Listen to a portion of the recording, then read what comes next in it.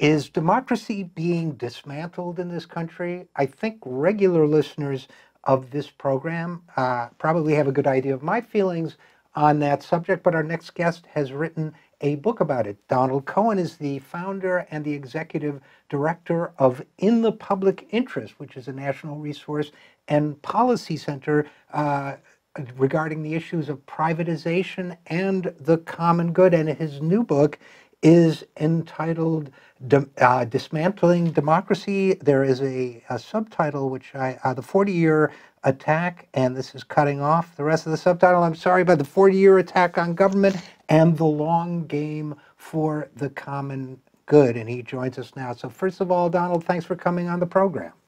Well, thanks for having me. And secondly, just for some context, would you mind giving our listeners and viewers a little sense of what In the Public Interest does? Yeah, well, you described fairly accurately. There's kind of a tagline. So we do research, policy support, and strategy around how to, head off reckless attempts to privatize public goods and services, as well as how do we lift up the common good? How do we lift up public services? How do we improve public services? And if we are contracting for things, how do we do it right? So we do research. We work with groups around the country. We provide testimony. We write. So we're sort of a think tank strategy center. And we may get back to those broader issues as we talk about your book, because I think in the end, they are two sides of the same coin, aren't they? Mm-hmm. So they absolutely are. Yeah. Yeah, absolutely are. Go ahead. So let's talk about your book for a second. First of all, what was the impetus to write Dismantling Democracy? Well, there are a few things. I mean, I've been thinking about since 1994, really, when we had a sort of a political earthquakes, that our commitment, broad popular commitment to government, to public solutions, had been seriously under attack and seriously weakened, and our failure to be, and what, as progressives, what we need to do is turn that around in some way if we want to accomplish, some of our greatest aspirations, in terms of good jobs, a healthy environment, robust public services, a safety net, all the kind of the particulars of what makes a good society. And so what caused me to write this was a couple of things. I've been, lots of folks have been talking for, since that period, in the last 20 years, of what do we do about it? And I'd say there's two streams of conversations. One was, well, let's look at what conservatives and the right wing has done since the early 60s or early 70s to the mid 90s to turn people away from government. And often it seemed to me that we would focus on one thing, the progressive infrastructure, and just sort of the thinkers and and writers would say, well, first, look, they built think tanks, they built Heritage, they built CATA, they built a whole number of them, so we should do that. And of course, it's a good thing, but that seemed like it was one answer. Then a little later, there was a little bit more of a focus on, well, they learned how to talk to the American people, and we need to know how to talk to the American people, and without political speak or policy speak. And that, again, is also true. But what seemed missing for me is kind of an analysis of the set of things. It wasn't command and control, right-wing agenda. It was a chaotic, set of forces that were trying to, that were increasingly aligned around weakening government. And it added up to a comprehensive strategy that had multiple components to it. And I thought it's very important if we want to figure out, and they had ideas and they played the long game, and it was, they were really clear about where they were going ultimately at the 30,000 foot level. And if we as progressives want to figure out how to build a movement for the common good and government that works, that is inclusive and responsive for everyone, we've got to think long term, and we have to understand the full set of things we do and not narrow that down to just a couple of things that we can observe. So that was my first motivation, is to really kind of do an analysis, do some, simple, but what I think is fairly, robust analysis of that. And then the second piece, kind of the second part of the booklet is to say, all right, so what do we do? We're not going to change this in the next campaign. We're not going to do one thing that will make a difference. We're not going to learn how to talk to people and all of a sudden they will see the light. Or we're not going to just build a set of think tanks and that will solve the problem. Is that we actually need a long-term strategy, that the broad, progressive infrastructure of all the different groups and the campaigns, need to align around so that what we're doing adds up to a theory of the common good, to a belief in, to a governing philosophy of how we would run the country in a way that people would support and that would deliver for the American people.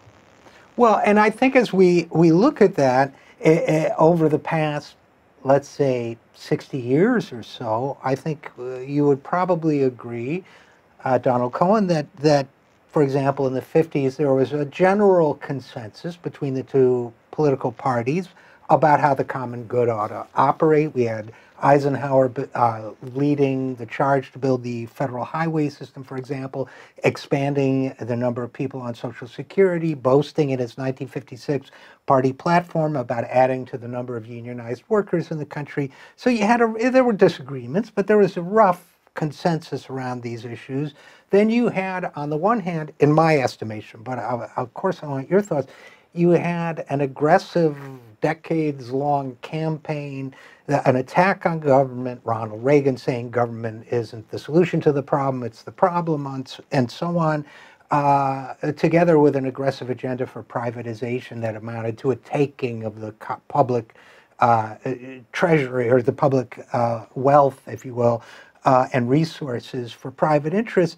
And in response, I think for a long time, you had a Democratic Party that was a bit, shall we say, reticent to speak up on behalf of government. You had that sort of ambiguity, for example, of Bill Clinton's 1996 State of the Union, where he said government no bigger than it needs to be, which leaves a lot of room for improvement, but it's not a ringing defense. And it sounds more Reagan-esque than Roosevelt-esque, for example. So I think there was a vacuum that needed to be filled. I don't know what you think about, and by a vacuum, I mean a vacuum in terms of the defense of the common good and the defense of government. But would you agree with that, first of all?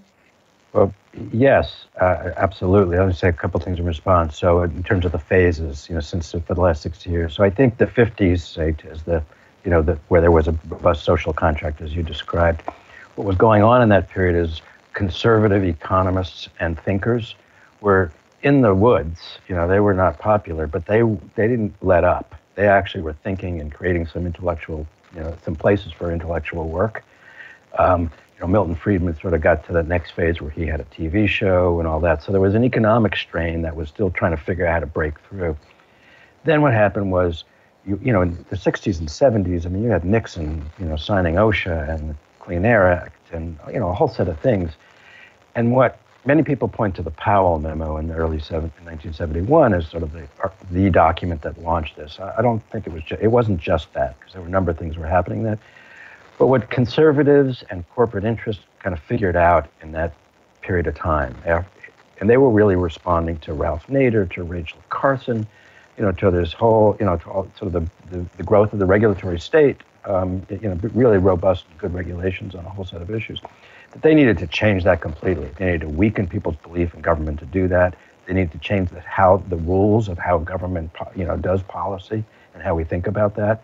So Reagan then was the ideological, push to privatize and no government. But you're right, Clinton really brought it home. And part of his quote was also, what he didn't say was, the era of big government is over. Right.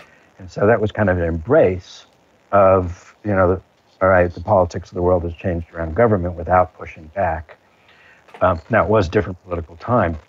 So to your last and most important point, though, is I think we, progressives, advocates, organizers in all these issue areas, whether they be unions or food safety advocates or workplace safety or what have you, have left the defense of the institution completely undefended. In fact, many of us have, broadly speaking, have added on.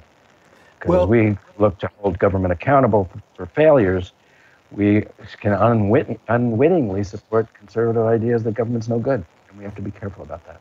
Yeah, I think that's a great point. And but it's also a great point, a moment to transition to if you will, the fun part of the conversation. And again, we're talking with Donald Cohen, Executive Director of In the Public Interest and author of the new book, Dismantling Democracy. Well, I can't help but note that the bulk of your book, there are two parts. There's the strategic element of the war on government, and then there is looking ahead, finding the long game. That is much the bigger part of your book, which I think is as it should be. I think it's time to look at what we can do, how we can respond to all this. So with that in mind, let's talk a little bit about your strategies for progress. You have 10 of them, but basically what's the overarching theme here?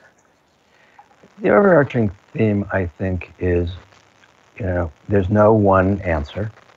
It's not like we'll figure out the next campaign or the next project and that will do it.